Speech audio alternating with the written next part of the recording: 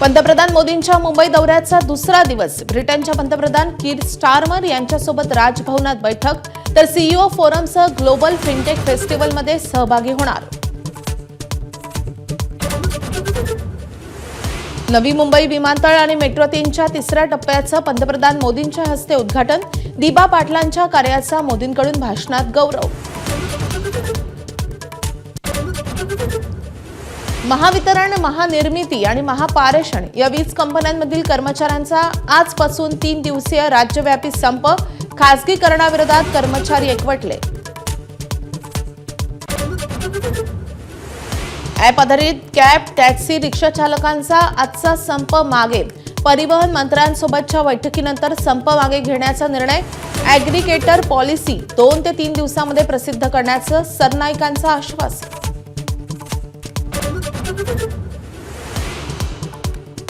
एमआयएमचे अध्यक्ष असदुद्दीन ओवैसी यांची आज अहिल्यानगरमध्ये सभा. मुकुंदनगरच्या सीआयव्ही मैदानावर जय्यत तयारी. स्थानिक स्वराज्य संस्थांच्या निवडणुकीच्या पार्श्वभूमीवर ओवैसी काय बोलणार याकडे लक्ष.